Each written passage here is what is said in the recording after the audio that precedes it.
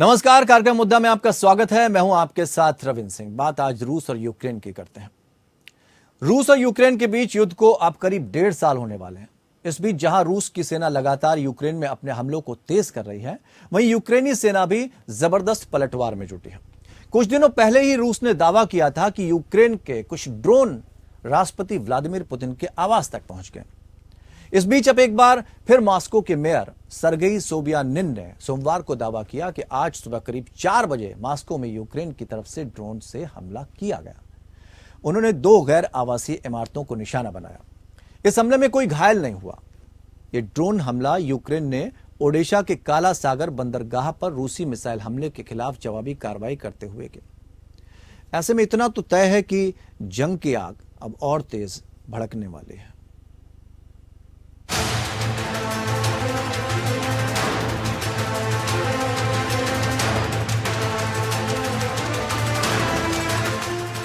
रूस और यूक्रेन के बीच जंग क्या अपने क्लाइमेक्स की ओर बढ़ रही है?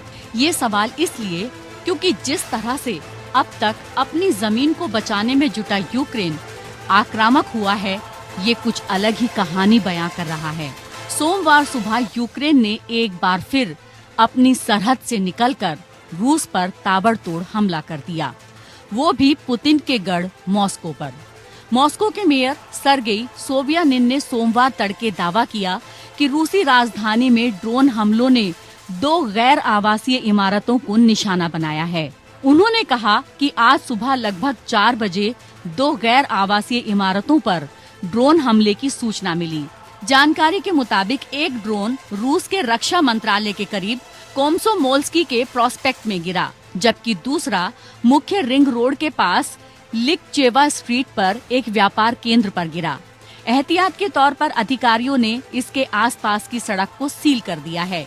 रूस की एजेंसी RIA नोवोस्ती ने हमले वाली जगहों का एक वीडियो पोस्ट किया है, जिसमें एक बड़ी इमारत टूटी हुई साफ देखी जा सकती है। हालांकि इस ड्रोन हमले में कोई बड़ा नुकसान या जान की हानि नहीं हुई है, लेकिन ये हमला यूक्रेन के इरादे जताने के लिए काफी है कि वो अब रूस को उसी भाषा में जवाब देने के लिए तैयार है। यूक्रेन ने एक दिन पहले ही ओडिशा स्थित काला सागर बंदरगाह पर रूसी मिसाइल हमले का बदला लेने की बात भी कही थी। हमले के बाद रूसी रक्षा मंत्रालय ने एक बयान जारी किया और कहा कि उसने 2 यूक्रेनी ड्रोनों को गिरा दिया है। साथ ही रूस ने इसे कीव द्वारा रूसी राजधानी पर एक आतंकवादी कृत्य करार दिया है। ये पहला मामला नहीं है जब रूस ने यूक्रेन पर ड्रोन के जरिए राजधानी को निशाना बनाने का आरोप लगाया है। इससे पहले इसी साल मई में रूस ने आरोप लगाया था कि यूक्रेन ने राष्ट्रपति व्लादिमीर पुतिन की हत्या के लिए उनके आवास पर ड्रोन से हमला करने की कोशिश की है। क्रेमलिन ने दावा किया कि उस पर यूक्रेनी ड्रोन द्वारा हमला किया गया था। उस समय क्रेमलिन ने इस घटना को सुनियोजित आतंकवादी हमला और रूस के राष्ट्रपति पर हत्या का प्रयास बताया था। दरअसल रूस और यूक्रेन के बीच युद्ध को अब करीब 1.5 साल होने वाले हैं। इस बीच जहां रूस की सेना लगातार यूक्रेन में अपने हमलों को तेज कर रही है, वहीं यूक्रेनी सेना भी जबरदस्त पलटवार में जुटी हुई है। इस जंग से पूरी दुनिया दहशत में है। जंग से मानवता सहमी हुई है। रह रहकर तीसरे विश्व युद्ध की आशंका जताई जा रही है। सभी जानते हैं कि जंग किसी भी समस्या का समाधान नहीं है, लेकिन ये पागलपन बदस्तूर जारी है। Bureau report. तो एक तो युद्ध नहीं थम रहा और दूसरी तरफ क्रेमलिन पर जिस तरह से हमला हुआ, तो सवाल सुरक्षा को लेकर खड़े हुए कि अगर क्रेमलिन तक ड्रोन पहुंचे हजारों किलोमीटर की दूरी तय करके, तो क्या वाकई रूस सुरक्षित है? क्या यूक्रेन अपने मकसद में कामयाब हो जाएगा? रूस को बैकफुट पर धकेलेगा? क्योंकि अगर सुरक्षा में किसी की सेंध लगा दी जाती है तो इससे बड़ी चूक तो कोई हो ही नहीं सकती। अब मॉस्को तक ड्रोन पहुंच गए हैं।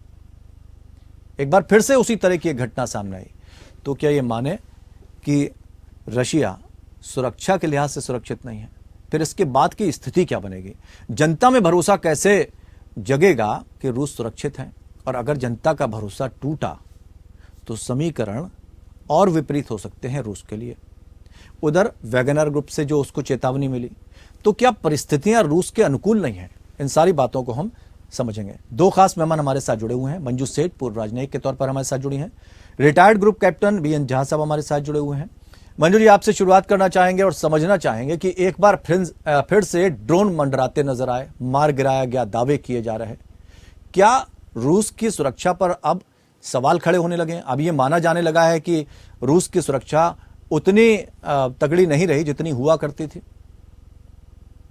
ऐसा ही लग रहा है क्योंकि ये पहला मौका नहीं है कि ड्रोन अटैक्स हुए हैं रूस पे, और ये बिल्कुल स्टॉप नहीं किए गए, डिटेक्ट नहीं किए गए। जब तक वहां पहुंचे तो ये एक चिंता का विषय है कि वो वहां तक पहुंच कैसे गए मॉस्को तक। और ये चाहे बिल्डिंग्स थैंकफुली ज्यादा वो नहीं हुई और उन्होंने उसको काउंटर कर दिया है, लेकिन वो वहां पहुंचे और उनको उससे पहले डिटेक्ट नहीं किया, रोका नहीं गया। तो ये बिल्कुल चिंता की चीज है कि और सिक्योरिटी का थ्रेट भी है रूस के लिए कि आप मॉस्को में इतने आराम से ड्रोन भेज पा रहे हैं यूक्रेन की सेना।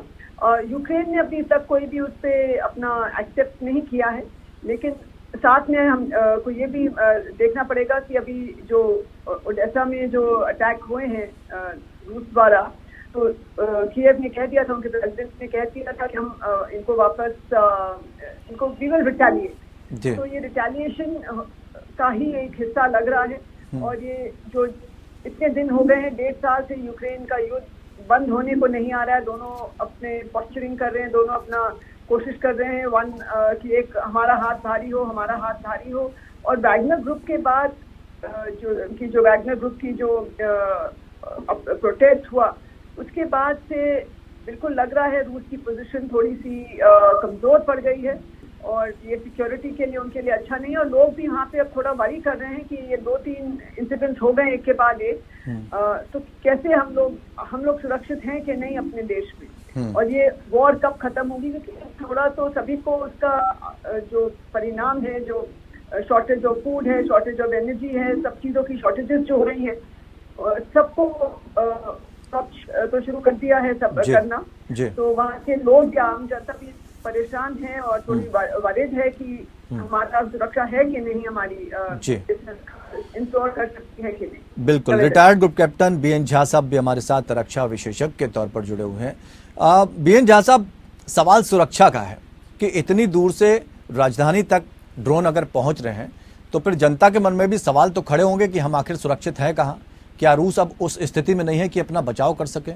कोशिशें लगातार जारी हैं, दावे लगातार किए जा रहे हैं कि हम बहुत सशक्त हैं, लेकिन ये दावे जो है सिर्फ दावों तक ही सीमित हैं, खोखले हैं पूरी तरह से। बिल्कुल ठीक कहा आपने रविंदर जी। देखिए, जब एयरक्राफ्ट मॉस्को तक पहुंच जाए या ड्रोन मॉस्को तक पहुंच जाए या शेल्स मॉस्को तक पहुंच जाए तो ऑब्वियसली रूस भी सुरक्षित नहीं है। तो ये एक बार नहीं हुआ है, बार बार हुआ है। मैं आपको गिना सकता हूँ कि 2022 से ही बेलग्राड में कम से कम 5 हमले हुए हैं यूक्रेन की तरफ से जी। वहाँ के ऑयल डिपो में वहाँ पे आग लगी है, वहाँ के एम्यूनिशन डिपो में आग लगी है, वहाँ का एयर बेस अटैक हुआ है, वहाँ का सिविलियन जो एरिया है उसके ऊपर में अटैक हुआ है जी। इसके अलावा मॉस्को के आसपास 2 बड़े इंपॉर्टेंट एयर बेस हैं, यागिलोव और एंजेल। इस दोनों पे, ये बिल्कुल मॉस्को के नजदीक है, मॉस्को के साउथ में है।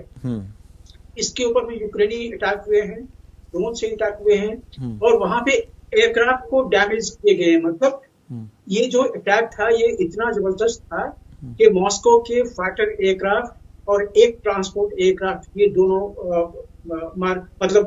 बर्न किए गए हैं, डैमेज किए गए हैं। और अभी कुछ ही महीनों पहले हम तो बात कर ही रहे थे आप टीवी चैनल पे कि मॉस्को का जो क्रेमलिन है उसके फ्लैट पे ड्रोन अटैक हुआ। तो ये सारी चीजें आपको बार बार दिखाती हैं कि मॉस्को सुरक्षित नहीं है। और आज के दिन में जो नेटो ने कुछ एयरक्राफ्ट, कुछ ड्रोन्स, कुछ आर्टिलरी, हिमार्स जैसे आर्टिलरी जो दिए हैं यूक्रेन को, हिमार का रेंज है लगभग 80 किलोमीटर। तो अगर कहीं पे वो खार्किव के आसपास में कहीं अपना एक वो आर्टिलरी पोजीशन कर दे तो वहां से तो काफी दूर तक वो अटैक कर सकता है। तो इसीलिए आज के दिन में जो बार बार अटैक हो रहे हैं मॉस्को के अंदर में, चाहे वो आर्टिलरी शेल्स हो, हिमार्स के शेल हो या ड्रोन हो, आज के दिन में रूस सुरक्षित नहीं है। और एक और बात, ये जो ड्रोन है, ये सारे ड्रोन मॉस्को के एयर डिफेंस के पकड़ में नहीं आ रहा है जी। और यही कारण है कि बार बार ये ड्रोन मॉस्को के एयर डिफेंस को पेनिट्रेट करते हुए अंदर जा सकते हैं। अगर एक छोटा सा ड्रोन छोटे से पेलोड, मतलब छोटा सा एक्सप्लोसिव लेके मॉस्को के अंदर जा सकता है, तो बड़ा ड्रोन भी जा सकता है। ठीक बात है। तो इसीलिए जैसे आपने बिल्कुल ठीक कहा है, आज के दिन में रूस भी असुरक्षित है और ये उसकी जो असुरक्षा है ये दिनानुदिन बढ़ती जाएगी, क्योंकि नेटो को एक बैटलफील्ड मिल गया है बिल्कुल ठीक रशिया के बैकयार्ड में। वहां से वो अपना आर्मामेंट जो है वो उसको उपयोग करेगा, प्रयोग करेगा, दुरुपयोग करेगा और रूस की जो हवाई ताकत है, सैन्य ताकत है, उसको छीन करने की बार बार। रविंदर जी बिल्कुल, एक छोटे सा ब्रेक का वक्त है सर, उसके बाद हम वापस लौटते हैं, इस चर्चा को आगे बढ़ाएंगे। तो अब अगर इस रूस और यूक्रेन को लेकर हम चर्चा कर रहे हैं, लगातार 1.5 साल का वक्त बीतने वाला है, लेकिन इस युद्ध के खत्म होने की अभी तक संभावनाएं नजर नहीं आ रही, बल्कि कुछ ऐसी परिस्थितियां बन रही हैं जिससे दोनों के देशों की अपनी ताकत जो है वो देखने को मिल रही है और साख की भी यहाँ पर बात आती है। दोनों खास मेहमान मंजू सेठ पूर्व राजनयिक के तौर पर हमारे साथ जुड़ी हुई हैं, retired group captain BN Jha साहब भी रक्षा विशेषज्ञ के तौर पर हमारे साथ, उनके अनुभवों को हम लोग बांट रहे हैं। मंजू जी, अब अगर किसी देश के पास ये विकल्प रह जाता है, उसको लगता है कि हम बहुत ज्यादा बैकफुट पर आ रहे हैं, हमारी साख भी जो है वो दांव पर लगी हुई है, विकल्प क्या रह जाता है कि क्या देश उस स्थिति में पहुंच जाता है कि अब हम उन देशों से मदद मांगे जो हमारी मदद कर सकते हैं? तो फिर ये किस रास्ते पे ले जाएगा ये युद्ध? बिल्कुल